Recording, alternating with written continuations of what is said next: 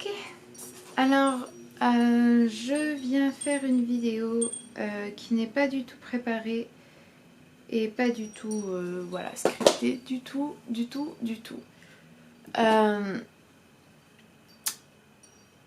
Aujourd'hui j'avais envie de vous parler de la colère.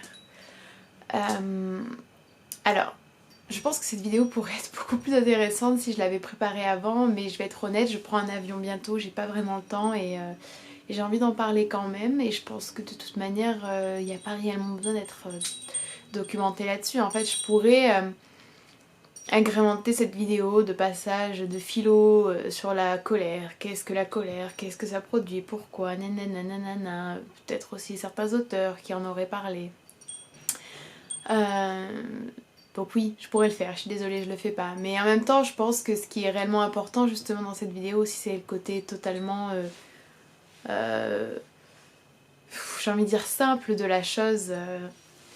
En tant que personne qui parle de féminisme, de véganisme, en tant que personne qui, bien que blanche, parle de racisme, en tant que personne qui parle de la Palestine, en tant que personne qui parle également de tout ce qui est lié aux personnes queer,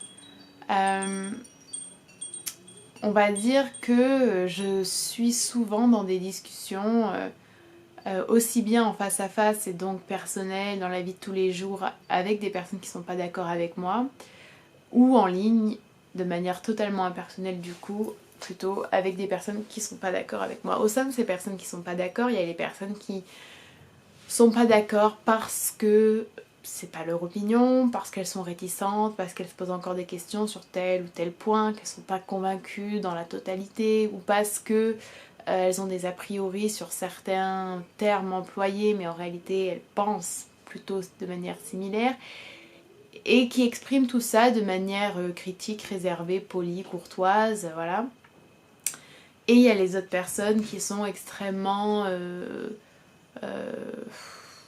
condescendantes, agressives, vulgaires, insultantes, et qui en fait sont là vraiment juste pour vous faire craquer. Vous savez, quand vous avez ces personnes qui, si c'est dans la vie hors ligne, par exemple, quelqu'un avec qui vous travaillez, imaginez quelqu'un qui vous fait des pics en permanence, ou peut-être je sais pas moi, un membre de la famille qui en place toujours une, ou qui fait des sous-entendus, ou en ligne, imaginez quelqu'un qui va venir commenter vos vidéos tout le temps, mais pour laisser toujours un commentaire passif-agressif ou un commentaire négatif, mais qui commente quand même chacune de vos vidéos et parfois plusieurs fois, et qui après vous dit mais je comprends pas pourquoi tu m'as supprimé, j'aime bien tes vidéos, enfin voilà, il y a ce genre de personnes aussi, vous voyez. Et puis il y a les personnes qui sont vraiment beaucoup plus mauvaises, hein, faut utiliser le mot. Ces personnes qui passent leur vie en fait à scruter tout ce qui parle de ce genre de sujet-là, donc des luttes sociales, hein, et qui comment dire, et qui passent leur temps à faire des vidéos contre ça, à vous tourner au ridicule et à envoyer leur armée sur vous. Et au-delà de ça, en tant que personne femmes ou personnes racisées ou personnes queer ou personnes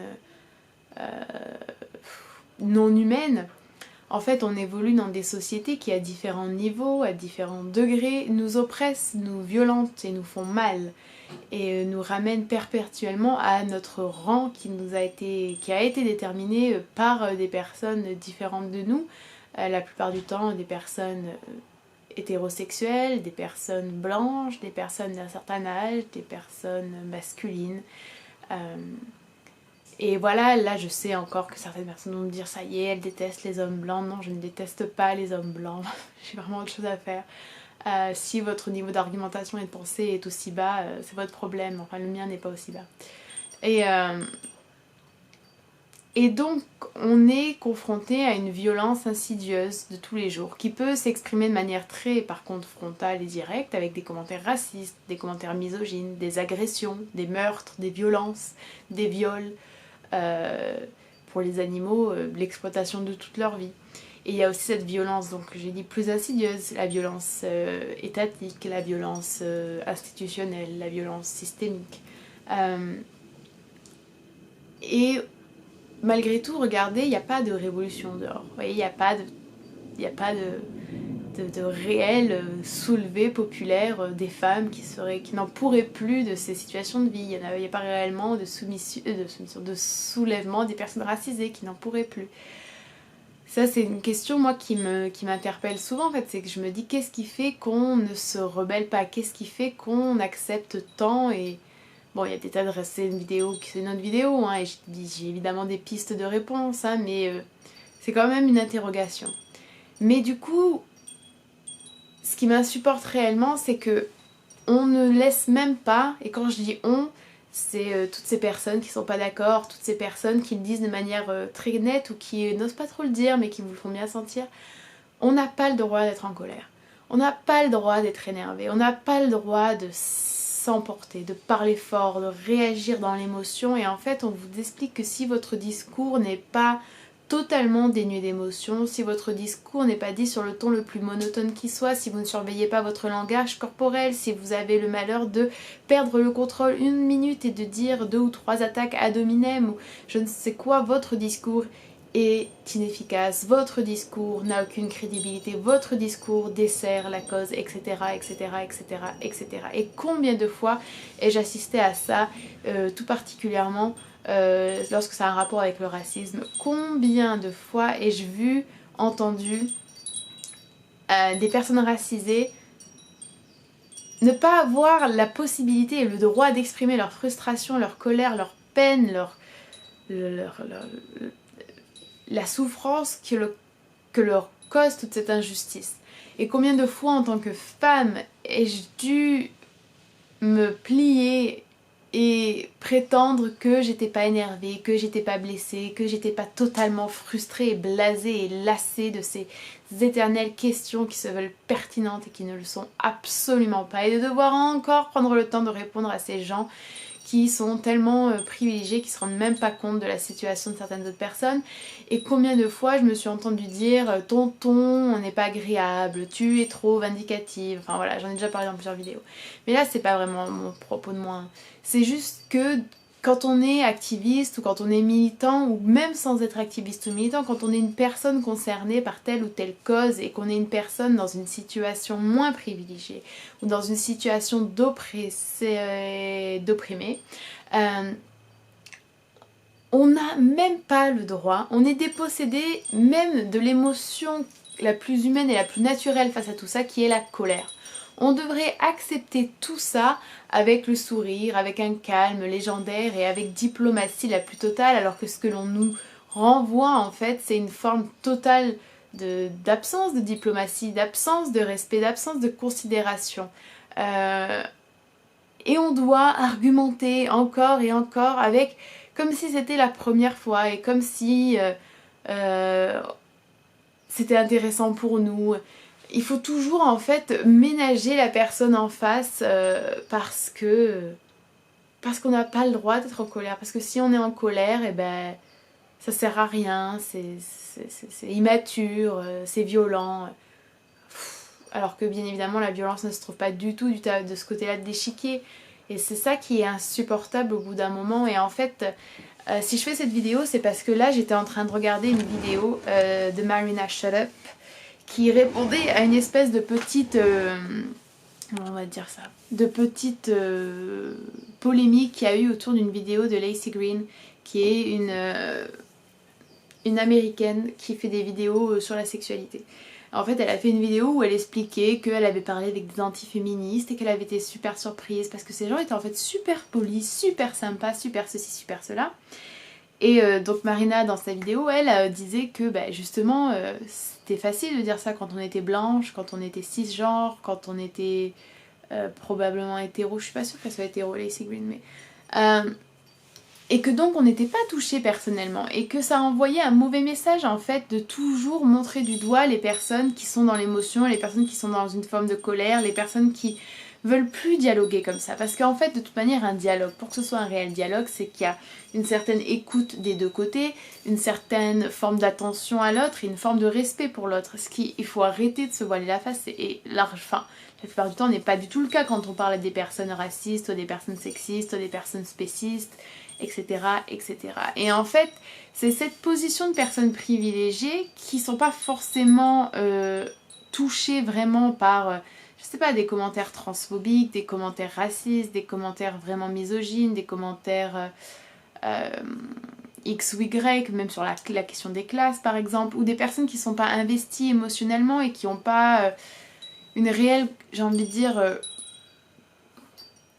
conscience des souffrances de tel ou tel groupe, vous voyez, de venir dire aux autres qui sont censés être dans le même groupe, hein, c'est-à-dire des féministes, etc., de venir leur dire moi je peux discuter avec ces gens parce que moi je suis ouverte au dialogue, parce que moi je suis ceci, parce que moi je suis cela. En fait, c'est renforcer une forme d'oppression invisible, mais aux effets très très tangibles et concrets sur un groupe dont la parole est déjà perpétuellement remise en cause. Et là, je vais encore parler des personnes racisées, mais combien de fois est-ce que à la télé, à la radio, etc., vous pouvez voir une personne racisée s'exprimer comme elle le désire, sans qu'on lui coupe la parole, sans que ce soit une personne qui a été sélectionnée pour telle ou telle raison, et qu'il n'y ait pas en face des personnes blanches qui lui fassent la morale. Ça me rappelle en fait une émission que j'avais vue, comment ça s'appelle cette émission-là bon, je sais plus, une émission sur la 2, le soir tard, où il y avait... c'était un débat sur le racisme, et donc en face vous aviez une femme noire, vous aviez une femme